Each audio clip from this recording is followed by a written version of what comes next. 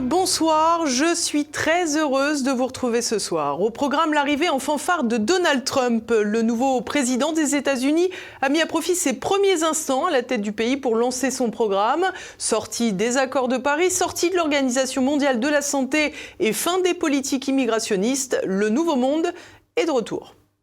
Nous ferons ensuite le point sur la situation en Argentine et sur les conséquences de la politique inclassable de Javier Milei. Et puis en France, les gauches se déchirent. D'un côté, les insoumis et les socialistes qui ont déterré la hache de guerre. De l'autre, écologistes et communistes restent éloignés de la bataille. Donald Trump, déjà sur orbite, comme il l'avait promis, le nouveau président des États-Unis a lancé son programme dès la première minute de son mandat. Ses détracteurs étaient aussi sur le coup. Retour sur un blitzkrieg législatif tout de suite. Il avait promis 100 décrets pour les 100 premières heures et 24 heures de dictature. Lundi, Donald Trump, à peine investi, s'est mis à pied d'œuvre pour lancer son second mandat. Tout aura commencé par le traditionnel épisode du serment. I, Donald John Trump, do solemnly swear. I, Donald John Trump, do solemnly swear. That I will faithfully execute. That I will faithfully execute. The office of President of the United States. The office of President of the United States. And will, to the best of my ability. And will, to the best of my ability. Preserve, protect, and defend. Preserve, protect, and defend. The Constitution of the United States. The Constitution of the United States. So help me God. So help me God. Que Dieu me vienne en aide. Cette dernière phrase du serment sera sans doute plus nécessaire que jamais pour que Donald Trump parvienne à ses fins. D'abord, au sein même du Capitole, le nouveau président a paraphé les textes visant à désigner les membres du nouveau cabinet, ainsi que celui permettant de balayer la décision de Joe Biden de laisser les drapeaux en berne pendant un mois depuis la mort de l'ancien président Jimmy Carter. En effet, Trump entend voir flotter au vent les étendards levés pour son investiture. Plus tard, c'est dans une salle géante à Washington que le ballet des signatures a repris. Le locataire de la Maison-Blanche, armé d'un stylo, a poursuivi l'offensive législative en signant une 50aine de décrets et mémorandas en quelques instants. 78 décrets du président démocrate ont ainsi été évacués d'un seul trait de crayon, à commencer par des dispositions en faveur de la discrimination positive, une obsession des progressistes américains qui refusent de voir les déclassements sociaux au profit d'une lecture exclusivement raciale. Sans surprise, Donald Trump a également tordu le cou à un grand nombre de dispositions relatives aux appels d'air migratoires. Le texte visant à promouvoir les quotas de transgenres et autres communautés LGBT ont également connu le même sort, annulé. Thème crucial de la campagne de Donald Trump, la liberté d'expression a également été réhabilitée dans le pays normalement si fier de son premier amendement. Ainsi, il est désormais interdit d'allouer les fonds fédéraux pour limiter ou encadrer l'expression. Et le procureur des États-Unis peut désormais enquêter sur de potentielles entorses du gouvernement Biden, notamment sur les réseaux sociaux. De quoi inquiéter les médias du système qui, pour remettre une pièce dans la machine à diabolisation de la plateforme X, ont brodé autour d'un prétendu salut nazi d'Elon Musk. Thank you. Un geste monté en épingle qui n'était qu'une façon pour le géant de la tech de remercier le public en envoyant son cœur, ce qui se voit bien si l'on observe la séquence complète. And I just want to say thank you for making it happen. Thank you.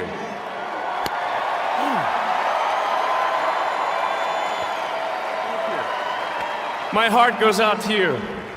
Une affaire dérisoire qui montre toutefois que les adversaires du nouveau président américain et de son équipe n'ont pas fini de se déchaîner.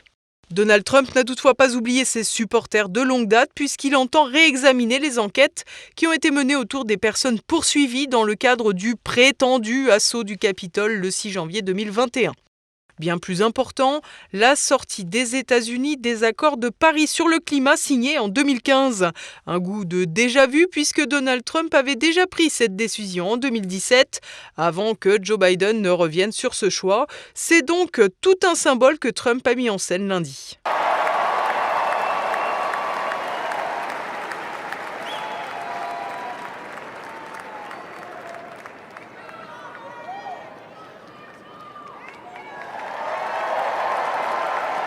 Pour être plus clair avec ses ambitions, Donald Trump a déclaré que les États-Unis allaient forer à tout va. Sans surprise, les cris d'orfraie n'ont pas tardé. Ainsi, les excités qui soutiennent la guerre en Ukraine et les sanctions contre le gaz russe, qui a donc dopé comme jamais les importations du polluant gaz de schiste américain, sont hors d'eux, pas étouffés par la cohérence. Une cohérence que l'on reconnaît en revanche à Donald Trump qui avait clairement affiché sa volonté dès la campagne. Je veux remercier Robert F. Kennedy Jr. aussi. Il va participer à rendre sa santé à l'Amérique. C'est un mec super et nous allons lui laisser faire ce qu'il doit faire. Je lui ai juste dit, moi je m'occupe du pétrole, c'est de l'or liquide, on en a plus que tous les autres dans le monde, plus que la Russie, plus que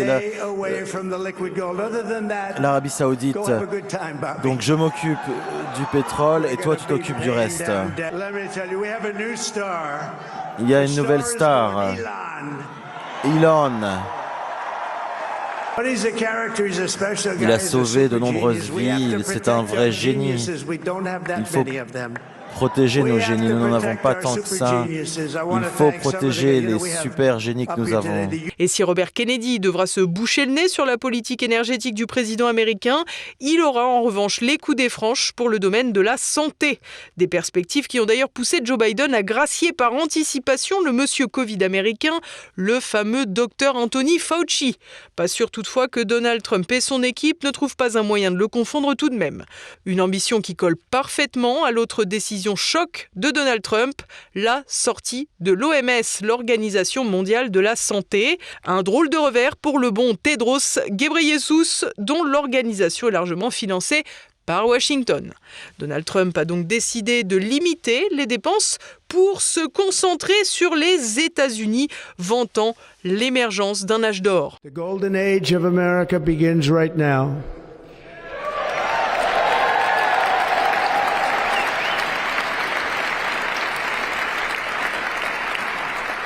From this day forward, our country will flourish and be respected again all over the world. We will be the envy of every nation, and we will not allow ourselves to be taken advantage of any longer. During every single day of the Trump administration, I will very simply put America first. L'Amérique d'abord, un slogan qui n'empêchera pas Trump d'avoir une importante influence sur le monde. Après avoir largement fomenté le cessez-le-feu au Proche-Orient, le nouveau président américain devrait aussi s'emparer de la question de la paix en Ukraine. Vladimir Poutine a d'ailleurs tendu la main en ce sens en félicitant son homologue lors de son investiture. Слышим также его заявление о необходимости сделать все, чтобы не допустить Третьей мировой войны. Безусловно, мы приветствуем такой настрой и поздравляем избранного президента Соединенных Штатов Америки со вступлением в должность. Что же касается самого урегулирования ситуации, то вновь хочу подчеркнуть, его целью должно быть не краткое перемирие, а не какая-то передышка для перегруппировки сил и перевооружения с целью последующего продолжения конфликта, а долгосрочный мир на основе уважения законных интересов всех людей, всех народов, которые проживают в этом регионе. Des propos qui font sans aucun doute référence à la triste farce autour des accords de Minsk que le prétendu couple franco-allemand devait veiller à faire respecter. De quoi comprendre qu'un rapprochement diplomatique entre Moscou et Washington pourrait avoir lieu pendant que l'Europe, elle, restera sur sa faim belliqueuse, campée avec son ami Zelensky. Du côté de la Chine, adversaire affiché des États-Unis de Donald Trump, les décisions attendront. Le nouveau président, après avoir menacé de droits de douane explosifs autour des 60%, a déclaré lundi qu'il échangerait d'abord avec le président chinois. Une nouvelle démonstration de la méthode Trump, le choc d'abord, les négociations après. L'Argentine va-t-elle remonter la pente ? Les réformes ambitieuses de Javier Milei connaissent des hauts et des bas, mais les perspectives semblent optimistes. Explication de Renaud de Bourleuf avec les commentaires d'un Français expatrié en Argentine. En Argentine, la tronçonneuse tourne à plein régime et les effets se font sentir. Vendredi 17 janvier, le ministre de l'économie Luis Caputo a évoqué sur son compte X une hausse de 0,3% du PIB pour 2024. Il ajoute que c'est le premier excédent financier annuel depuis 14 ans. L'occasion pour le président Javier Milei de scander son slogan de campagne sur Instagram « Vive la liberté, bordel !»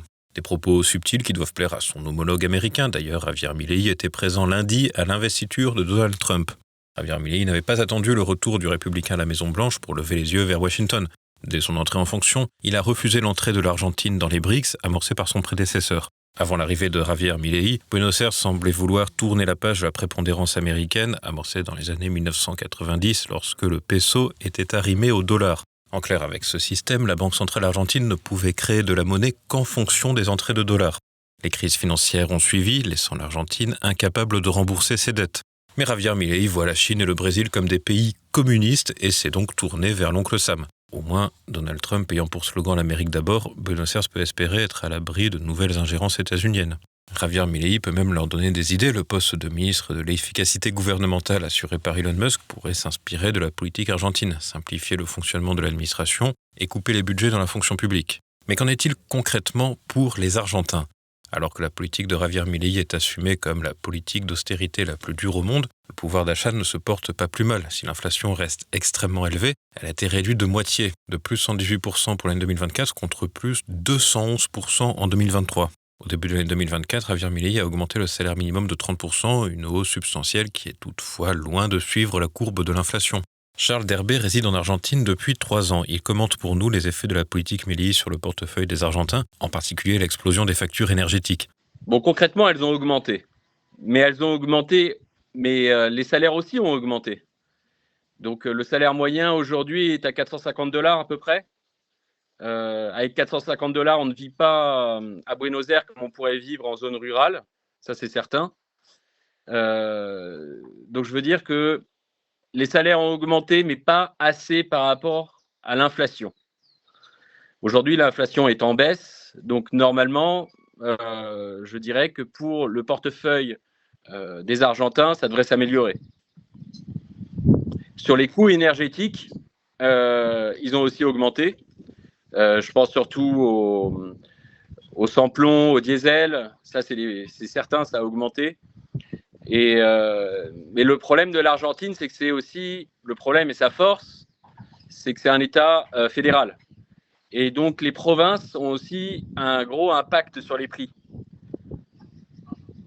Et donc, quand vous avez Milei qui fait une loi cadre pour dérégulariser un petit peu le marché, il faut compter aussi avec les mesures prises par chaque province qui retardent ou empêchent la mise en place en fait, des mesures. Une situation qui devrait donc s'améliorer dans les prochains mois. Déjà, l'immobilier a très vite repris des couleurs.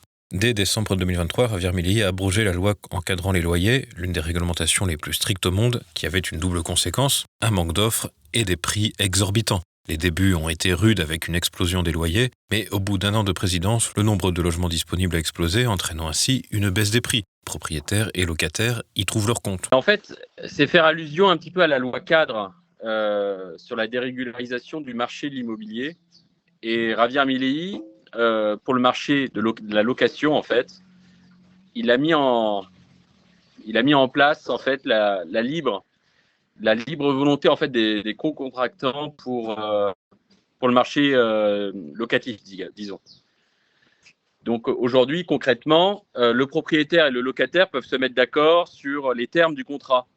Et ça a permis en fait de rentrer énormément de biens qui étaient vacants sur le marché. Et donc, qui a amené une baisse des prix. Parce qu'il y avait énormément de propriétaires qui étaient frileux à l'idée à cause des loyers qui étaient planchers, ils étaient frileux à l'idée de le mettre sur le marché, en fait. Donc ça, oui, sur Buenos Aires, par exemple, il y a eu une baisse d'ordre de 20 à 30% des prix des loyers. La situation des Argentins connaît aussi de fortes disparités. Le secteur public dans les grandes villes a été affecté par l'austérité budgétaire. Les licenciements massifs dans la fonction publique ont contribué à faire passer le chômage de 5,7 à 7,6%.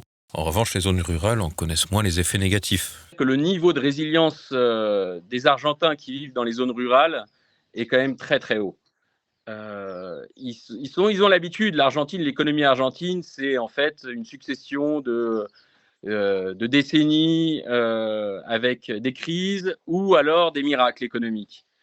Et en fait, le monde rural ici en Argentine, est habitué. Ils ont leurs travaux à côté, ils vivent aussi de beaucoup d'élevage, beaucoup de travail au noir aussi.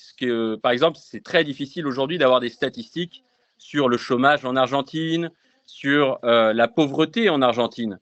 Parce qu'il ne suffit pas de mettre le salaire moyen. Non, il y a beaucoup d'Argentins qui ont deux ou trois boulots, en fait.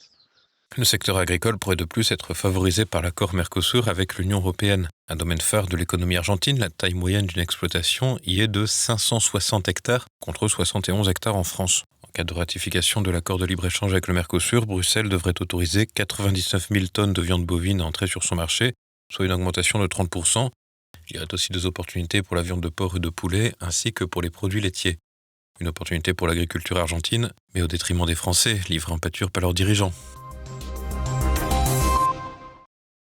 La guerre des gauches semble bien engagée. Le conflit qui couvait entre insoumis et socialistes, la bataille jusqu'alors larvée, prend de l'ampleur et dessine les contours de deux gauches qui pourraient concourir séparément en 2027. Les explications d'Olivier Frère-Jacques.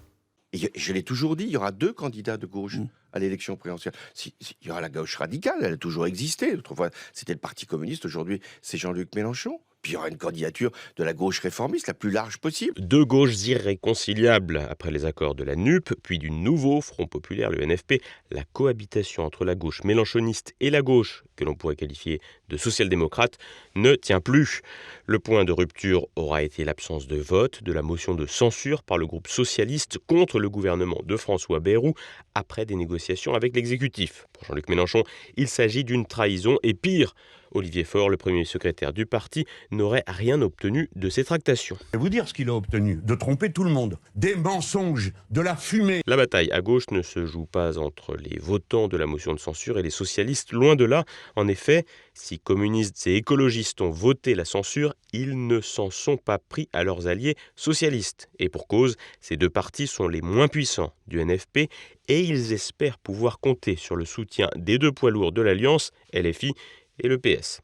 Côté PS, les anicroches et le besoin de se singulariser de LFI s'expliquent par une raison calendaire évidente, le congrès du parti qui aura lieu l'été prochain.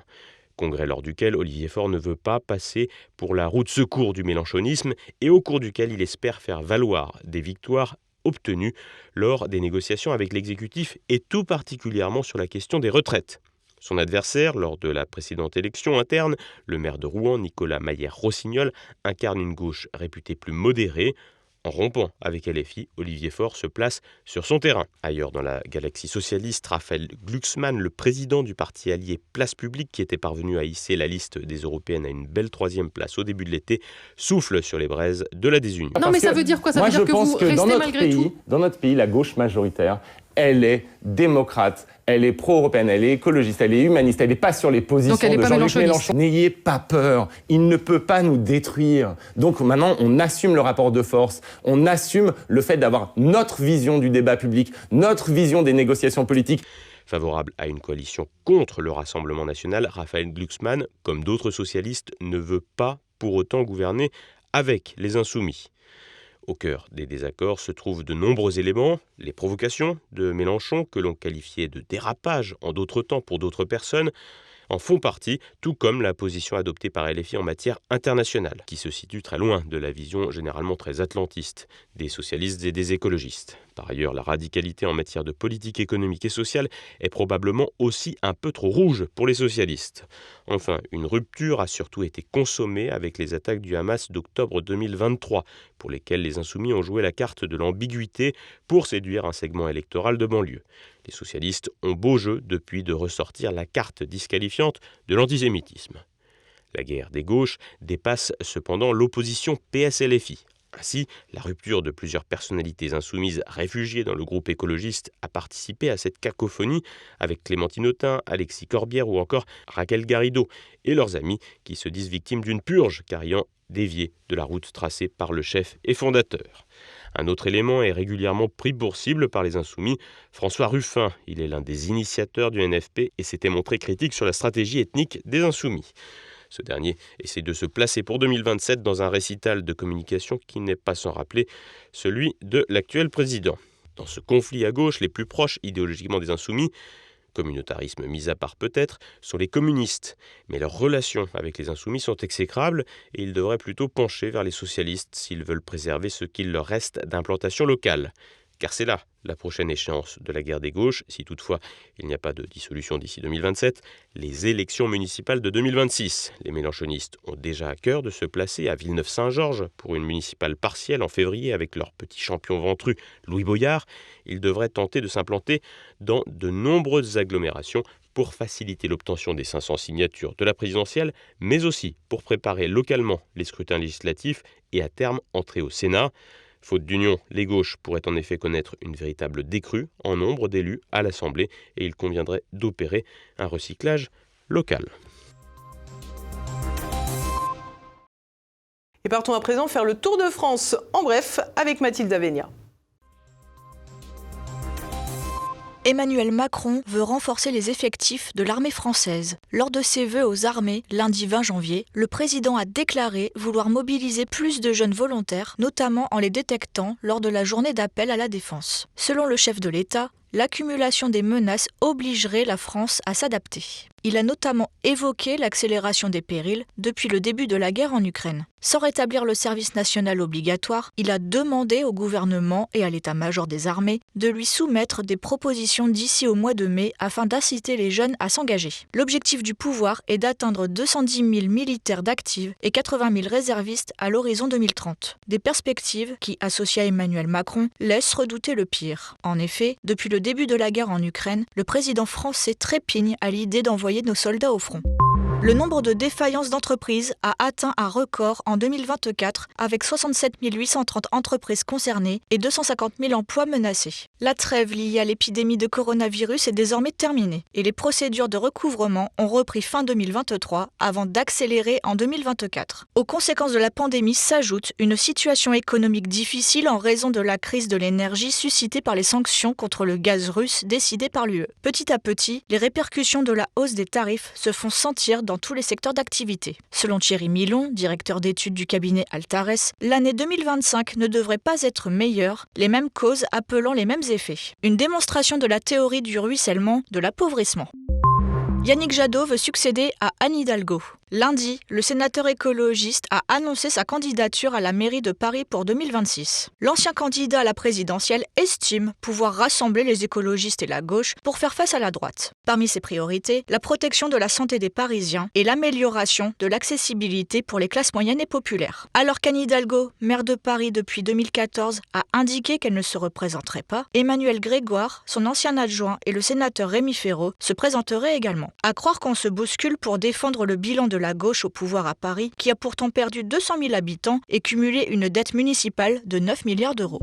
Nicolas Sarkozy ressort le couplet de l'indignité. Lundi, l'ancien président de la République a été entendu au tribunal correctionnel de Paris dans le cadre du procès pour les soupçons de financement libyen de sa campagne présidentielle de 2007. Plus précisément, les juges ont évoqué sa rencontre du 6 octobre 2005 à Tripoli avec le chef d'État libyen Mouammar Kadhafi quand Nicolas Sarkozy était alors ministre de l'Intérieur. L'ancien président se dit aujourd'hui sali lorsque les juges lui demandent si un pacte de corruption a été conclu lors de cette rencontre de 2005. L'ancien président assure qu'un tel accord est impossible en présence des nombreux journalistes et interprètes alors présents. Une réponse plausible, mais qui ne clôt pas le dossier pour autant. En effet, selon l'accusation, le pacte aurait été conclu dans les jours précédents lors d'une visite de Claude Guéant, alors directeur du cabinet de Nicolas Sarkozy. Monique Olivier impliquée dans une nouvelle affaire. Ce mardi, l'ex-épouse du tueur en série Michel Fourniret a été extraite de sa cellule de Fleury-Mérogis où elle purge une peine de réclusion à perpétuité pour se rendre sur les potentiels lieux de l'assassinat de Lydie Loger pour retrouver le corps de la victime. 30 ans après sa disparition, Monique Olivier a reconnu sa participation à l'enlèvement et au meurtre de la jeune femme. Elle confirme sa présence sur les lieux et explique que le corps serait dans l'Orne où elle aurait été enterrée le 18 décembre 1993. Cette hypothèse est soutenue par une note retrouvée dans la cellule de Michel Fourniret. Un appel à témoins des sœurs de Lydie Loger ainsi que des éléments ADN ont permis de relancer l'enquête. Les investigations devraient durer plusieurs jours et se concentrer sur différents sites, à Saint-Christophe-le-Jajolais, ville où habitait la jeune femme, et à Tinchebray-Bocage, au nord-ouest du département. Et l'on poursuit avec l'actualité internationale. l'élite mondialiste se réunit à Davos. Lundi, le 55e Forum économique s'est ouvert en Suisse, le jour de l'investiture de Donald Trump aux États-Unis. Hasard du calendrier ou non, le nouveau président du Forum, Borgbrende, a affirmé que la coïncidence augmenterait l'intérêt de la réunion. Selon ses mots, les gens ressentent le besoin de se rassembler pour mieux comprendre ce qui se prépare. Les gens en question sont 60 chefs d'État et de gouvernement, ainsi que 900 dirigeants d'entreprises. Ce mardi, la présidente de la Commission européenne Ursula von der Leyen et le président ukrainien Volodymyr Zelensky ont pris la parole. Le président des États-Unis Donald Trump interviendra quant à lui jeudi en visioconférence. De quoi penser que la question de l'Ukraine et de l'attitude américaine vis-à-vis du conflit pourrait être au cœur des discussions jusqu'à la fin du forum vendredi. 915 camions d'aide humanitaire sont entrés dans Gaza. Alors que jusqu'à présent, l'armée israélienne empêchait le ravitaillement des populations civiles, la population palestinienne souffle enfin un peu. Lundi, le cessez-le-feu a été respecté et les regards se tournent désormais beaucoup vers Washington. Le président américain Donald Trump s'est ainsi dit peu confiant sur la suite des événements, tout en estimant que la Palestine pourrait connaître une fantastique reconstruction si les termes du cessez-le-feu étaient respectés jusqu'au bout. Le premier ministre israélien Benjamin Netanyahu a de son côté déclaré à son homologue américain que les plus beaux jours de leur alliance étaient à venir et le président de l'autorité palestinienne Mahmoud Abbas s'est dit prêt à travailler avec Donald Trump pour une solution à 2 États.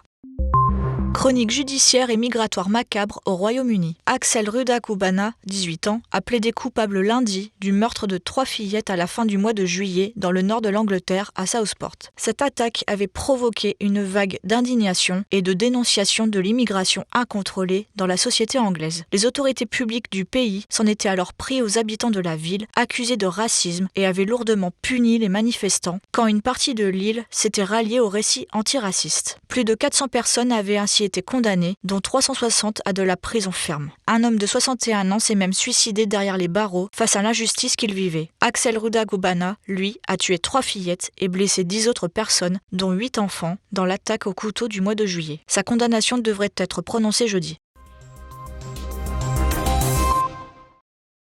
Et voilà, on approche de la fin de cette édition. Dès à présent, retrouvez un nouveau numéro de Choc du Monde. Édouard Chano reçoit Édouard Husson pour évoquer le retour aux affaires de Donald Trump. Il y a quelque chose qui m'amuse, y compris chez Villepin d'ailleurs, c'est que, objectivement, la politique de Biden a été d'une brutalité inouïe.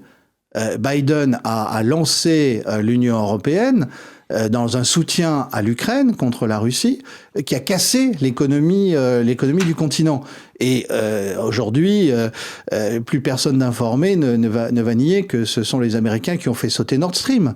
Donc, si vous voulez, ça m'amuse, parce qu'en fait, Biden était aussi brutal, sinon plus, que ce que va faire Trump. Également au programme, le Zoom du jour. Patrice Huybans, un Syrien breveté de l'école de guerre, présente son mouvement Nouvel Essor français qui prône des milliards d'économies sans casse sociale. Et puis sur la chaîne YouTube format court de TVL, Claude Cholet de l'Observatoire des journalistes fait le portrait piquant de Mathieu Bock-Côté. C'est à présent la fin de cette édition. Merci à tous pour votre fidélité. À demain, même lieu, même heure. En attendant, portez-vous bien. Bonsoir.